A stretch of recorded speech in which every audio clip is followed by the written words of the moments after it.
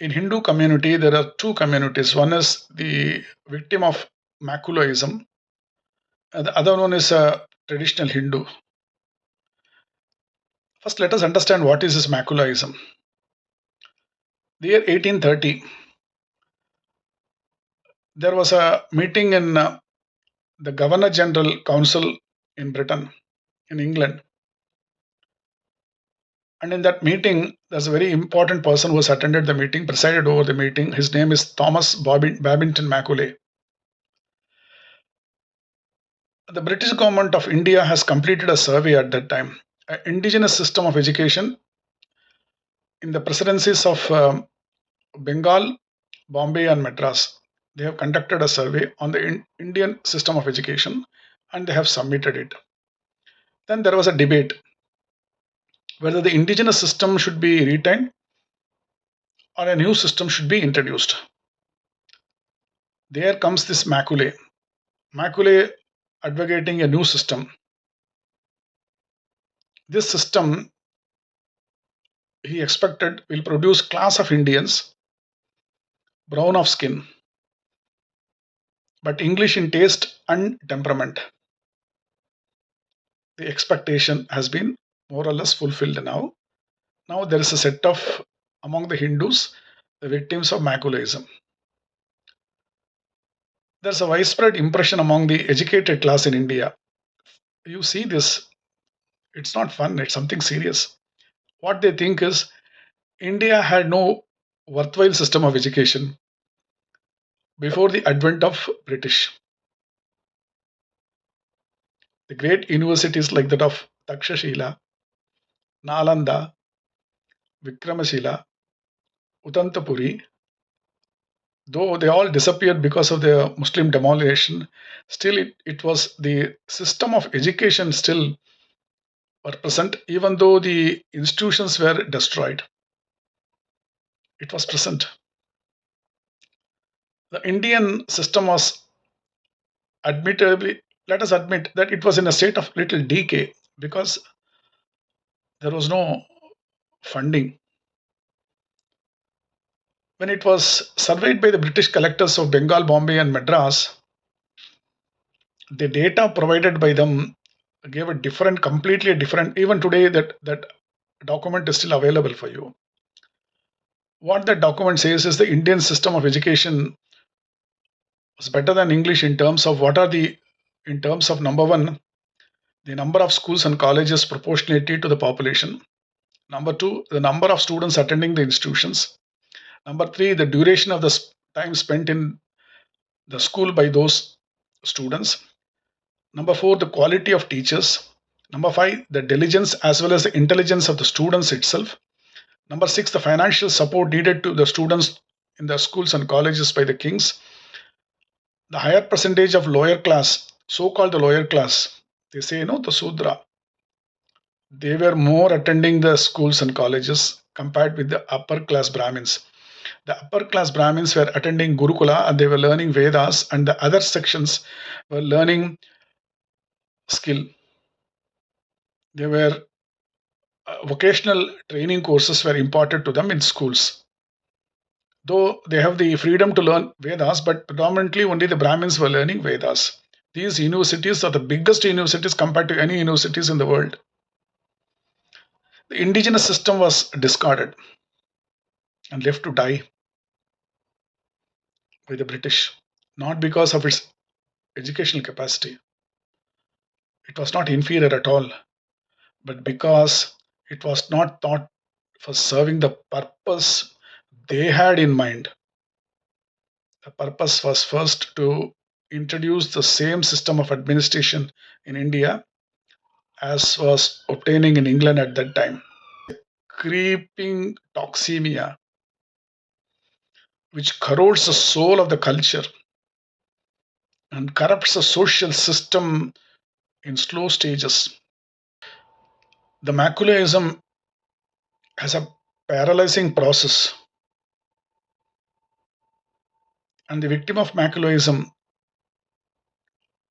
is what it is thinking of as it is very skeptical, if not negative, towards Hindu spirituality cultural creations, social institutions, and superior knowledge. Very skeptical there. Nothing in Hindu in India, past or present, to be approved unless it is recognized and recommended by appropriate authority from the West. A positive, if not worshipable, attitude towards everything in Western society, everything in Western culture, past or present, in the name of progress, reason, science, nothing from the West to be rejected unless it has the first weighed and found wanting by a Western evaluation. Don't take Eastern advice.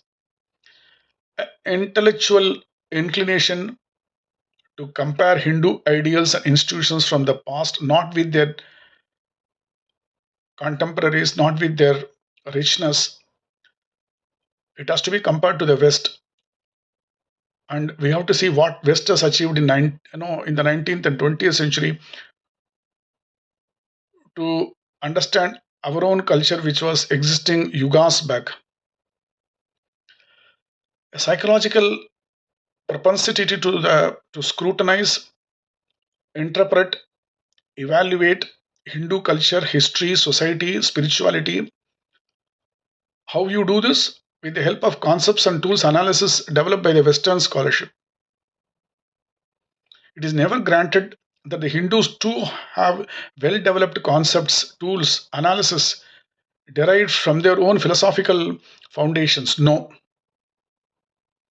So this is the victim of Maculaism. Then came what?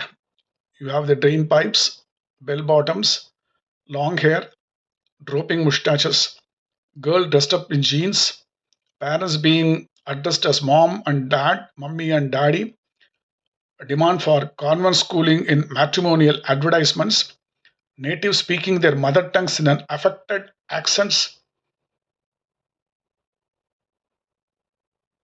helpless.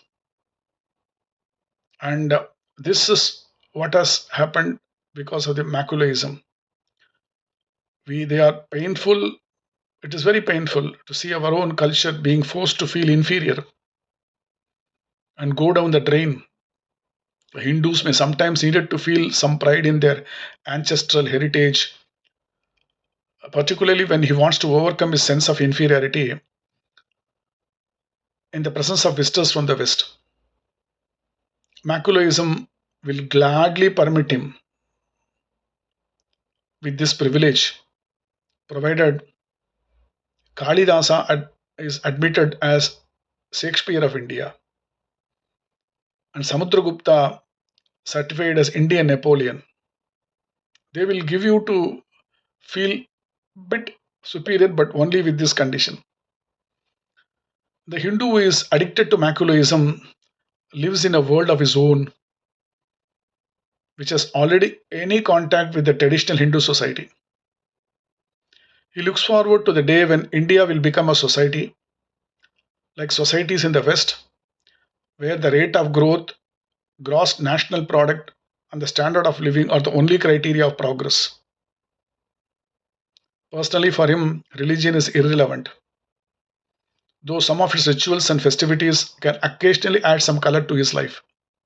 For the rest, religion is so much obscurity, primitive, superstition, and in the Indian context, also for communal rights. Yeah. Hindus who often suffers from this incurable anti-Hindu animus. For, and this is about the victim of maculaism. There is another part, traditional Hindu. What he does, he wants to live in peace and amity. He normally is very tolerant against his countrymen of any religion, Islam or Christianity. And he grants them the right in their own way of worship. He doesn't interfere. He goes further to quite often oppose the Muslim and Christian religion as good of his own. Broad mind.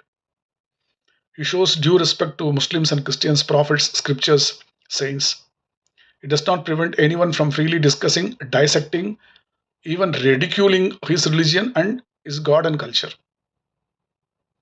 He never mobilizes murderous mobs against those people. He turns a blind eye to his god and goddesses being turned into cheap models in calendars, in movies, commercial advertisement. Not easily go out converting people from one faith to other faith. He is a traditional Hindu. This traditional Hindu, however, does get stirred.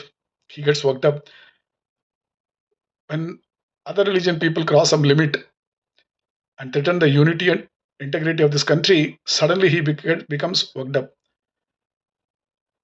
and he does want to retain his majority in the only homeland against Muslim and Christian attempts to reduce him to a minority by fraudulent methods. Then at that time, what happens? There is one group, no, the Maculaism. That Maculaism group puts up a spiritual face and starts telling him, "How can you do this?" First of all, this fellow first refuses to recognize any danger to Hindu society, culture. Even when, if refutable data is presented before his nose, he refuses. Then he puts up a spiritual face. Oh, no, this is a land of Gautama Buddha. And if Hindus start behaving like others,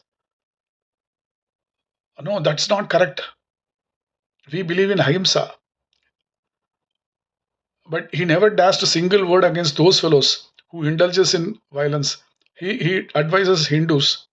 How can followers of Gautama descend to the same level as that of Islam and Christianity, which have never known religious tolerance? The Hindus would cease to be Hindus if they start behaving like this. Okay, this has to change. We will study English, we'll communicate in English. We cannot change things overnight, but at the same time, we will try to find our roots. We will uphold our culture. We will uphold our tradition. All our festivals are important to us. Whatever is in our Vedas, whatever is in our tradition, we will follow. We will try to be a Hindu. Nothing is going to be lost if you retain your identity.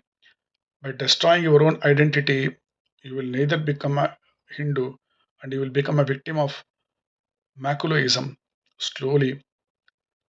And then this country, the only Hindu country, slowly and slowly, all our faiths, philosophies, the traditions, the culture, all will disappear. It's time that Hindus come out of being a victim of a Maculaism, find your own roots.